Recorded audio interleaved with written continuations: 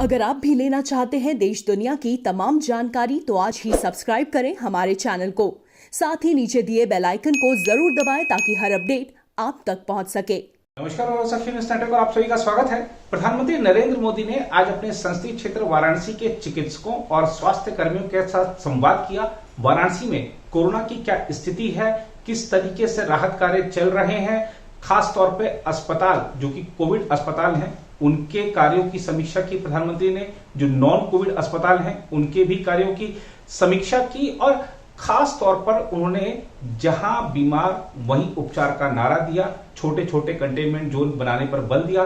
ग्रामीण क्षेत्रों में जो दवाई वितरण का काम चल रहा है उसको तेजी से और आगे बढ़ाने की जरूरत पर बल दिया। प्रधानमंत्री ने काशी में असमय जान गंवाने वालों को श्रद्धांजलि भी दी और इस दौरान वह भावुक भी हो गए। प्रधानमंत्री ने कहा कि कोरोना से लड़ाई के बीच में ब्लैक फंगस एक नई चुनौती बनकर उभरा है, इससे भी मिलकर लड़ने की उन्होंने जरूरत बताई। काशी वासियों के साथ संवाद में प्रधानमंत्री ने क्या सुझाव दिए, क्या बड़ी बातें कही, आइए आपको दिखाते हैं प्रधानमंत्री नरेंद्र मोदी का खास संबोधन। मेरी बात प्रारंभ करने से पहले बाबा की इस धरती को स्मरण करते हुए हर हर महादेव।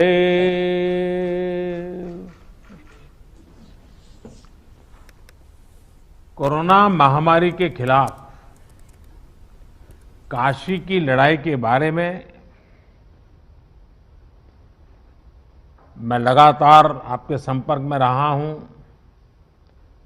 जानकारियां भी लेता रहा हूं और मुझे कई सोर्सेज से पता भी चलता रहा है।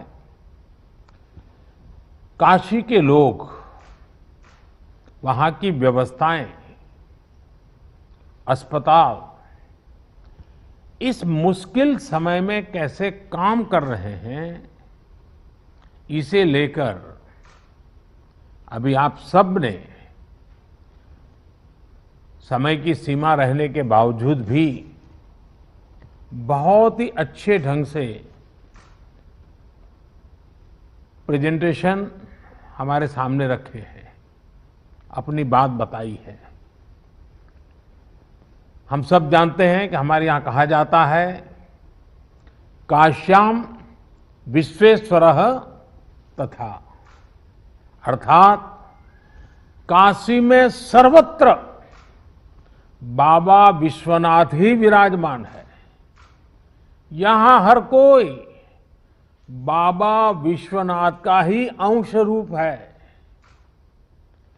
कोरोना के इस कठिन समय में हमारे काशीवासियों ने और यहां काम कर रहे हर एक जन ने वाकई इस कथन को सार्थक सिद्ध किया है। आप सभी ने शिव की कल्याण भावना से ही काम करते हुए जन जन की सेवा की है। मैं काशी का एक सेवक होने के नाते हर एक काशीवासी का हृदय से बहुत बहुत धन्यवाद देता हूं। विशेष रूप से हमारे डॉक्टर्स ने, नर्सेस ने, technicians, ward boys, ambulance drivers, आप सभी ने जो काम किया है वो वाकई सराहनीय है। हालांकि ये महामारी इतनी बड़ी है कि आप सबके इस कठिन परिश्रम और असीम प्रयासों के बावजूद भी हम अपने परिवार के कई सदस्यों को नहीं बचा पाए। इस वायरस ने हमारे कई अपनों को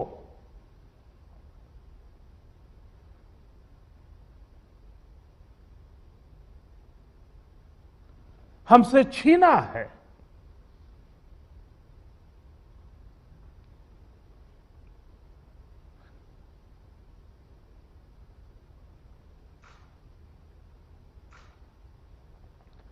मैं उन सभी लोगों को अपनी विनम्र श्रद्धांजलि देता हूं और उनके परिजनों के प्रति सांत्वना व्यक्त करता हूं।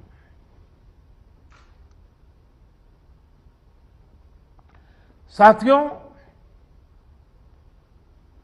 कोरोना की सेकंड वेव में हमें कई मोर्चों पर एक साथ लड़ना पड़ रहा है। इस बार संक्रमण दर भी पहले से कई गुना ज्यादा है और मरीजों को ज्यादा दिनों तक हॉस्पिटलाइज भी रहना पड़ रहा है। इन सब से हमारे हेल्थ सिस्टम पर एक साथ बहुत बड़ा दबाव पैदा हो गया है। बनारस तो वैसे भी सिर्फ काशी के लिए नहीं, पूरे पूर्वांचल की स्वास्थ्य सेवाओं का एक केंद्र है। बिहार के भी कुछ हिस्से के लोग काशी पर डिपेंडेंट होते हैं। ऐसे में स्वाभाविक तौर पर यहां की स्वास्थ्य व्यवस्था पर इतना दबाव बहुत बड़ी चुनौती बनकर के आया। पिछले 7 सालों से यहां के हेल्थ सिस्टम को लेकर जो काम हुआ उसने हमारा बहुत साथ दिया। फिर भी ये असाधारण परिस्थिति रही।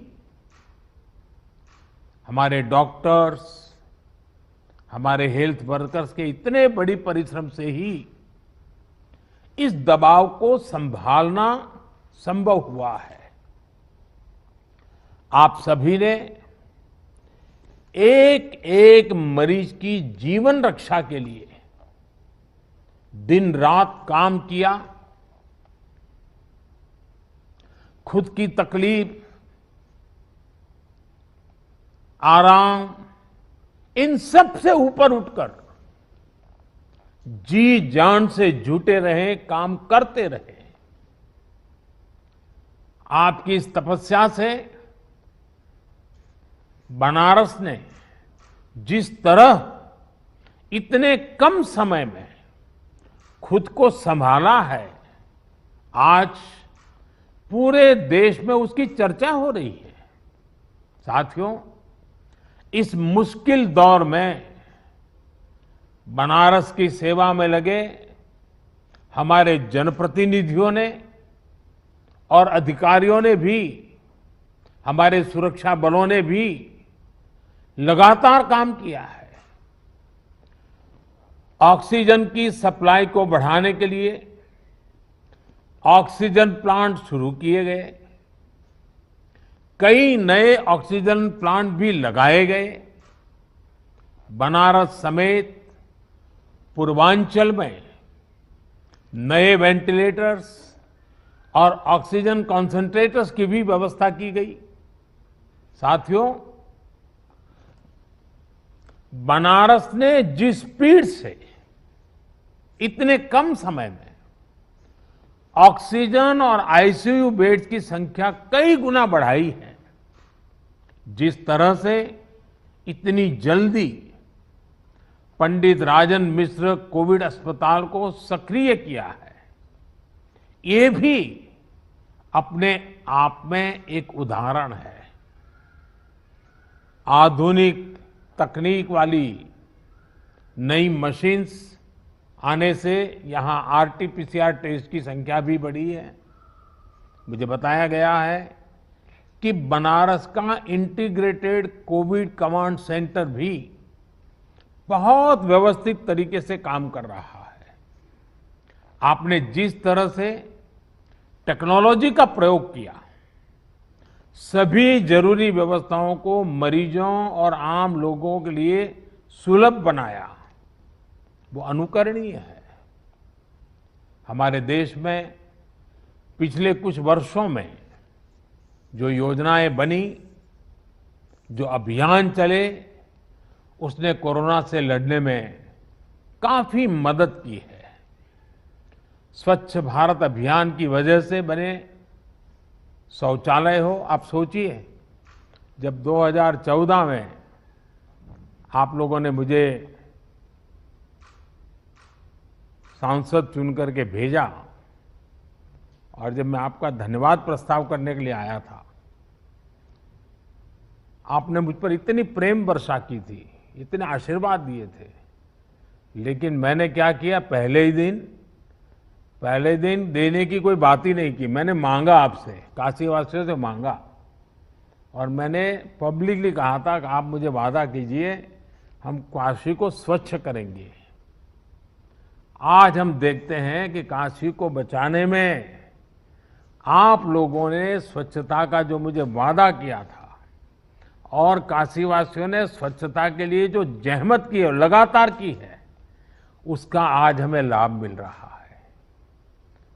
आयुष्मान भारत योजना के तहत मुफ्त इलाज की सुविधा जो की गई वो भी इसमें लाभ करता रही है।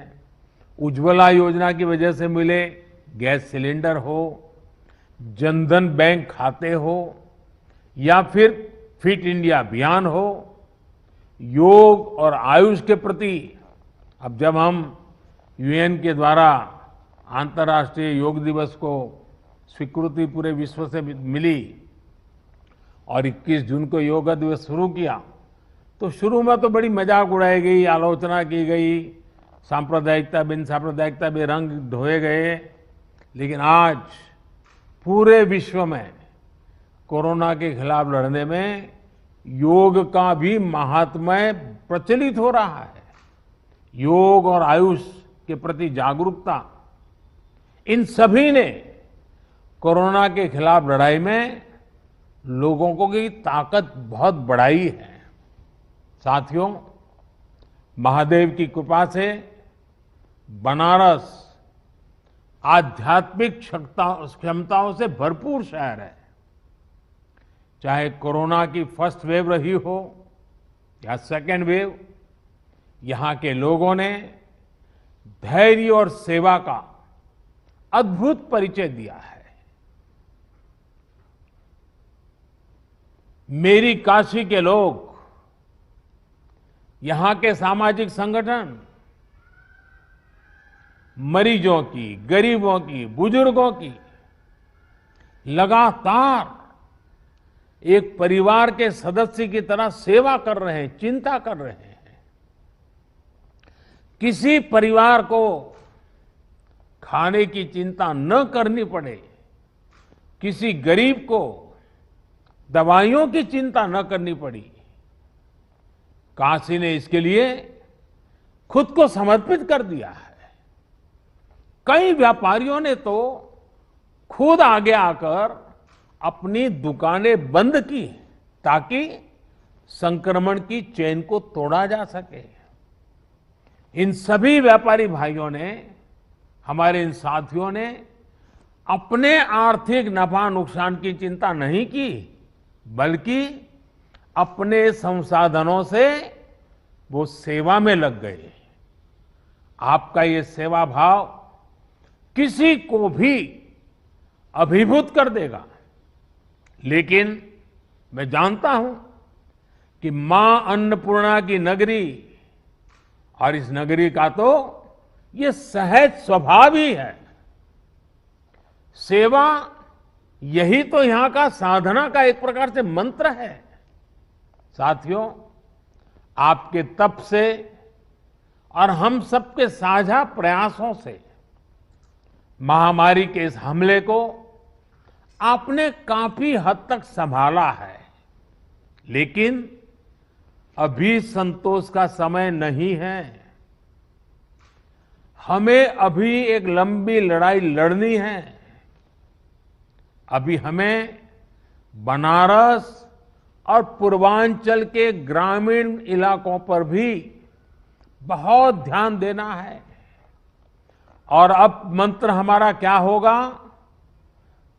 हर व्यवस्था के लिए, हर इकाई के लिए नया मंत्र यही है, जहां बीमार वहीं उपचार।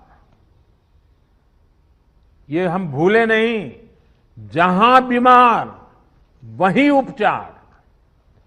जितनी हम उपचार उसके पास ले जाएंगे, उतना हमारी हेल्थ व्यवस्था पर दबाव बहुत कम होगा। और इसलिए हम सब हमारी सारी व्यवस्थाएं, जहां बीमार वहीं उपचार, इस सिद्धांत पर। और दूसरी बात, माइक्रो कंटेनमेंट जोन। काशी ने बहुत सफलतापूर्वक उस पर ध्यान केंद्रित किया और उसका लाभ मिल रहा है।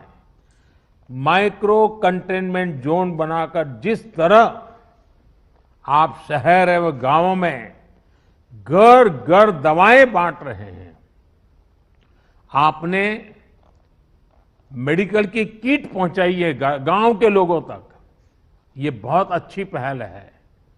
इस अभियान को ग्रामीण इलाकों में जितना हो सके उतना व्यापक करना है। डॉक्टर्स, लैब्स और ई मार्केटिंग कंपनियों को एक साथ जोड़ करके काशी कवच नाम से टेली मेडिसिन की सुविधा की, ये भी काशी का बहुत इनोवेटिव प्रयोग है। इसका लाभ गांव-गांव में लोगों को मिले, इसके लिए विशेष जागरूकता अभियान भी चलाना चाहिए। इसी तरह यूपी में कई सीनियर और युवा डॉक्टर्स भी ग्रामीण इलाकों में टेली मेडिसिन के माध्यम से सेवा कर रहे हैं। उनको साथ लेकर इसे और व्यापक किया जा सकता है। कोविड के खिलाफ गांवों में चल रही लड़ाई में हमारी आशा वर्कर और एएनएम बहनों की भी भूमिका बहुत अहम है। मैं चाहूंगा कि इनकी क्षमता और अनुभव का भी ज्यादा से ज्यादा लाभ लिया जाए। साथियों, सेकंड वेव में हमने वैक्सीन की सुरक्षा को भी देखा है। वैक्सीन की सुरक्षा के चलते काफी हद तक हमारे फ्रंटलाइन वर्कर्स सुनिश्चित रहकर लोगों की सेवा कर पाए। यही सुरक्षा कवच आने वाले समय में हर व्यक्ति तक पहुंचेगा। हमें अपनी बारी आने पर वैक्सीन जरूर लगवानी है। कोरोना के खिलाफ हमारी लड़ाई जैसे एक सामूहिक अभियान बन गई है, वैसी ही वैक्सीनेशन को भी हमें सामूहिक जिम्मेदारी बनाना है। साथियों, जब प्रयासों में संवेदनशीलता हो, सेवा की भावना हो, लोगों की तकलीफों का एहसास हो, साइंस लेड अप्रोच हो, तो जमीन पर किया गया काम नजर भी आता है। मुझे याद है, पूर्वांचल में पहले किस तरह बच्चों में दिमागी बुखार वाली बीमारी का कहर था। दिमागी बुखार से हर वर्ष हजारों बच्चों की दुखद मृत्यु हो जाती थी, अनगिनत। और आपको याद होगा, आज हमारे योगी जी जो मुख्यमंत्री जी हैं, वे जब पहले सांसद थे, पार्लियामेंट में इन बच्चों की जिंदगी को जिस प्रकार से बच्चों की मृत्यु एक के बाद होती रहती थी, वो फूट फूट करके पार्लियामेंट में रोए थे। उस समय की सरकारों से वो याचना करते थे कि इन बच्चों को बचाइए, कुछ व्यवस्था कीजिए, रो पड़ते थे वो। हजारों बच्चे मरते थे और ये सिलसिला सालों साल तक चला था। योगी जी पार्लियामेंट में थे, करते रहे। लेकिन जब योगी जी यूपी के मुख्यमंत्री बने और भारत सरकार और राज्य सरकार ने मिलकर के उन्होंने इस दिमागी बुखार के खिलाफ बहुत बड़ा अभियान शुरू किया, आप सब बहुत परिचित हैं, और काफी मात्रा में हम बच्चों की जिंदगी बचाने में आज सफल हुए हैं। काफी मात्रा में इस बीमारी को हम कंट्रोल में ला पाए हैं। इसका बहुत बड़ा लाभ पूर्वांचल के लोगों को हुआ है, यहां के बच्चों को हुआ है। यह उदाहरण हमें दिखाता है कि इसी तरह की संवेदनशीलता, सतर्कता के साथ हमें लगातार काम करते रहना है। हमें याद रखना है कि हमारी लड़ाई एक अदृश्य और रूप बदलने वाले एक धूर्त किस्म के दुश्मन के खिलाफ है।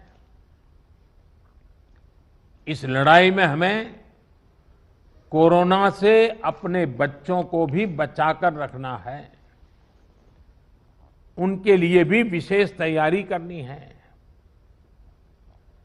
मैं अभी पिछले दिनों यूपी के अधिकारियों से बात कर रहा था, तो आपके मुख्य सचिव ने, तिवारी जी ने बहुत विस्तार से मुझे बताया कि उन्होंने पीडियाट्रिक के लिए बच्चों को अगर कोरोना होता है क्या क्या करना चाहिए, पूरी व्यवस्था विकसित की। और काफी अच्छा लगा मुझे कि well in advance productively Uttar Pradesh सरकार इस पर काम कर रही है। काफी काम शुरू किया जा चुका है।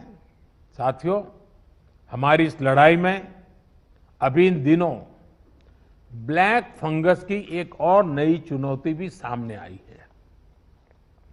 इससे निपटने के लिए जरूरी सावधानी और व्यवस्था पर ध्यान देना जरूरी है। अभी जब मैं आप लोगों से बात कर रहा था तो उसके लिए जो भी मेरे पास जानकारियां थी वो मैं आपके साथ शेयर भी की थी। साथियों, सेकंड वेव के दौरान प्रशासन ने जो तैयारियां की है, उन्हें केस घटने के बाद भी हमें इसी तरह चुस्त दुरुस्त रखना ही है। साथ ही लगातार आंकड़ों और स्थितियों पर भी नजर रखनी है। जो अनुभव आपको बनारस में मिले हैं, उनका ज्यादा से ज्यादा लाभ पूरे पूर्वांचल और पूरे प्रदेश को भी मिलना चाहिए। मैं चाहूंगा कि हमारे जो डॉक्टर्स और हेल्थ वर्कर्स हैं, वो अपने अनुभवों को अपनी फ्रेटर्निटी में जरूर साझा करें। प्रशासन के लोग भी अपने अनुभवों और इनपुट्स को सरकार तक पहुंचाएं ताकि आगे इनका और व्यापक लाभ मिल सके, अन्य क्षेत्रों में भी आपकी बेस्ट प्रैक्टिसेस पहुंचा सके। मैं सभी जनप्रतिनिधियों से भी कहना चाहूंगा, सारे इलेक्टेड लोगों से भी कहना चाहूंगा, आप लगातार काम कर रहे हैं, बोझ बहुत है। कभी कभी जनता जनार्दन का राजी नाराजी के स्वर को भी सुनना पड़ता है, लेकिन मुझे विश्वास है कि जिस संवेदनशीलता के साथ आप जुड़े हैं, जिस नम्रता के साथ आप जुड़े हैं, ये भी अपने आप में सामान्य नागरिक को एक मरहम का काम करता है। और इसलिए मैं सभी जनप्रतिनिधियों को भी इस अभियान में जुड़ने के लिए और उसका नेतृत्व करने के लिए एक प्रकार से संतोष प्रकट करता हूं। हम सबको देखना है कि एक भी नागरिक को अगर कोई तकलीफ है तो उसकी चिंता जनप्रतिनिधियों का भी स्वाभाविक दायित्व है। उसे अधिकारियों और सरकार तक पहुंचाना, उसका समाधान सुनिश्चित करना, ये काम हमें आगे भी जारी रखना है। मुझे विश्वास है हम सबके ये सामूहिक प्रयास जल्द ही अच्छे परिणाम लाएंगे और जल्द ही बाबा विश्वनाथ के आशीर्वाद से काशी इस लड़ाई को जीतेगी। मैं आप सबके उत्तम स्वास्थ्य के लिए कामना करता हूं। बाबा विश्वनाथ के चरणों में प्रणाम करते हुए प्रार्थना करता हूं कि सब लोग स्वस्थ रहे। पूरी मानव जात का कल्याण तो बाबा विश्वनाथ करते हैं, इसलिए उनके लिए किसी एक भूभाग के लिए कहना उचित नहीं होगा। आप स्वस्थ रहें, आपके परिवारजन स्वस्थ रहे, इसी कामना के साथ आप सभी का बहुत बहुत धन्यवाद।